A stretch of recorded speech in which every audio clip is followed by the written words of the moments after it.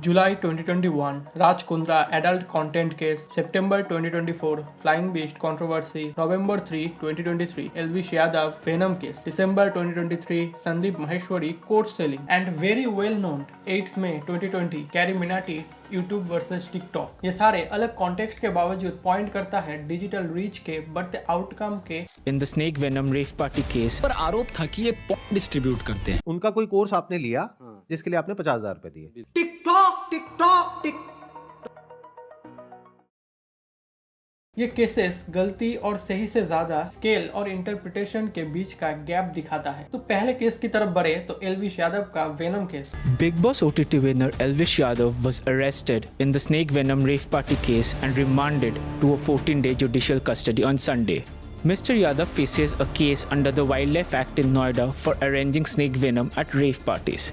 The 26-year-old YouTuber, who initially denied any involvement in the case, नवंबर 2023 में Noida police के एक operation के बाद ये एलिगेशन सामने आता है कि कुछ प्राइवेट पार्टीज में स्नेक वेनम का इलीगल यूज हो रहा था। इनिशियल इन्वेस्टिगेशन में मल्टीपल्स इंडिविजुअल्स के नाम सामने आते हैं, FIRs रजिस्टर होते हैं और law enforcement officially inquiry start करता है। इस केस को नेशनल अटेंशन तब मिलता है जब मार्च 2024 के आसपास एल्विश यादव का नाम इस केस के इन्वेस्टिगेशन के कॉन्टेक्स्ट में पब्लिक डोमेन में आता है। 5 people arrested told cops that they used to supply snake venom at rave parties organized by Mr. Yadav.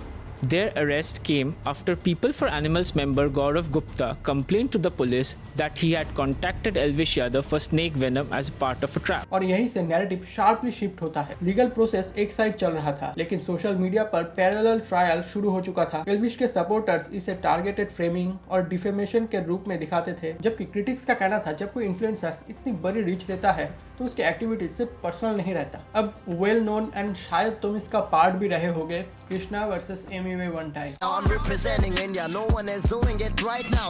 Doing this for country, still they wanna fight, let's fight. Anyway, come out to play. हाथ छू संभाले इन्हें लगा हुआ बनता है wrap up bitch I'm back जाके ढूंढो कोई बैकअप मुझे हराने ये गैंग लेके आ रही।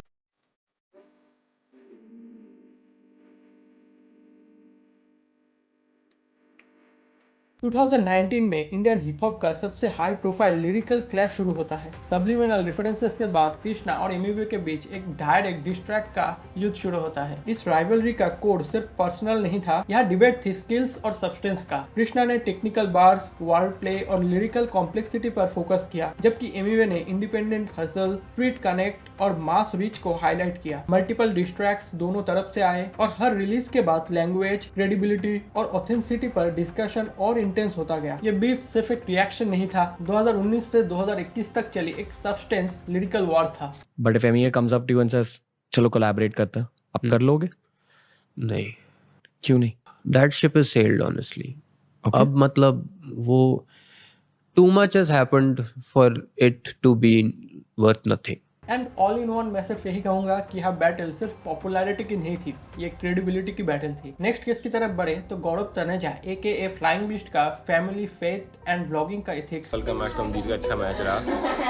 पीहू तैयार हो रही है स्कूल के लिए। क्या कह रहा था?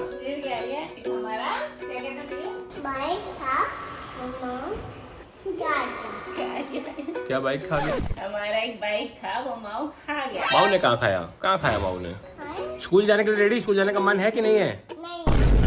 किसी बच्चे का नहीं होता। फ्लाइंग बीस्ट का कंट्रोवर्सी किसी एक इंसिडेंट से नहीं बल्कि 2022 से 2023 तक धीरे धीरे डेवलप हुआ। डेली व्लॉग्स के through personal family matters public होते गए। रिलीजियंस, इमोशनल ब्रेकडाउन और चिल्ड्रंस कैमरा के बीच में देखने लगी। ऑडियंस जो सालों से इमोशनली इन्वेस्टेड थी, उनके लिए ये सिर्फ कंटेंट नहीं था, ये पर्सनल अटैचमेंट था। क्रिटिसिज्म ये नहीं था कि फैमिली दिखाई जा रही थी, क्रिटिसिज्म ये था कि पर्सनल मूवमेंट को नैरेटिव बनाकर उसको मोनेटाइज किया जा रहा था। इस कंट्रोवर्सी ने एक अनकंफर्टेबल लाइन को एक्सपोज किया, जहां ऑथेंटिसिटी और एक्सप्लॉइटेशन के बीच डिफरेंस ब्लर हो जाता है। इसे एक सिंपल लाइन में बोले तो जब लाइफ एक कंटेंट बन जाए तो बाउंड्री सबसे पहले डिफाइन होता है। तो नेक्स्ट है one of the popular case, Carry Minati का YouTube versus TikTok case. TikTok TikTok TikTok TikTok मेरी नाक का वो चूहा है जिसे मैं कितना ही सिनक लूं, बाहर आने को राजी नहीं है। साले को उंगली देख कर बाहर निकालना पड़ता है। देखो ये एक बहुत ही अजीब वक्त है, सब घर में बंद पड़े हैं और दुनिया की फटी हुई है। लेकिन इस वक्त में भी कुछ टिकटॉक की बेटियां जिन्हें जबरदस्ती पंगे लेने की चुल मच रही है। अब देखो मुझे कोई शौक नहीं है इनमें बार बार माथा फोड़ने का, लेकिन जब खुद ही कोई झुक के खड़ा हो तो मैं इतना शरीफ नहीं हूँ कि कुछ ना। तो साल 2020 पूरा देश लॉकडाउन में था और डिजिटल प्लेटफॉर्म्स पर एक्टिविटी पीक पर थी। इस दौरान कैरी मिनाटी का एक रोस्ट वीडियो अपलोड होता है जो टिकटॉक कल्चर और एक स्पेसिफिक क्रिएटर को टारगेट करता है। करूं इससे मिलो, ये है प्रोफेशनल टिकटॉकर आमिर सिद्दीकी। इसने ना यूट्यूब के बारे में बहुत कुछ बोला है, तो आओ यार अपने कान में ईयरफोन्स डाल लो। वीडियो रिकॉर्ड ब्रेकिंग व्यूज लाता है, लेकिन साथ ही साइबर बुलिंग और हैरेसमेंट का भी एलिगेशन लगता है। कुछ ही दिनों के अंदर यूट्यूब वीडियो को रिमूव कर देता है। इस एक्शन के बाद कंट्रोवर्सी और भी एक्सप्लोड हो जाता है। यूट्यूब पर सेंसरशिप के एक्यूजेशन लगते हैं। यूट्यूब वर्सेस टिकटॉक एक कल्चरल वॉर एक्टिविटी बन जाता है। ये सिर्फ एक रोस्ट का इशू नहीं रहा,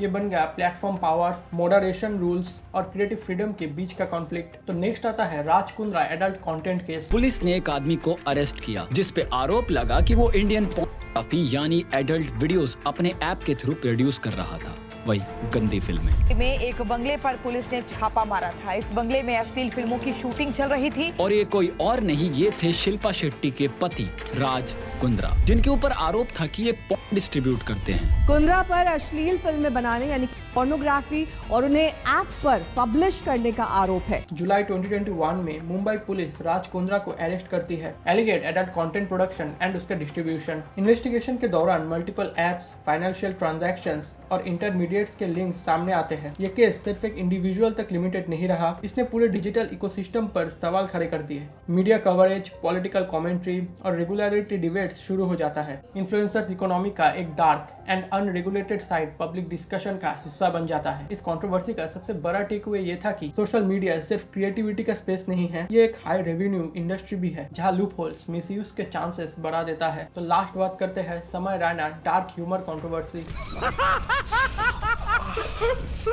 रफ्तार भाई, आपके ग्रैंड पेरेंट्स जिंदा है क्या भाई? भाई मेरे नाना जी तो नींद में मर गए थे यार, सच में। वो बेटर होता है ब्रो। नहीं मतलब उन्होंने आवाज लगाई थी, हम नींद में थे भाई। स्कैंडलाइज हो जा रहा है, फिर बाप को बोल रहा है पापा पापा ये ब्लो जॉब क्या होता है? बाप कह रहा है पता नहीं बेटा, पता चल जाए तो जरा मम्मी को भी सिखा देना। नाना जिंदा है हमारे दिल में।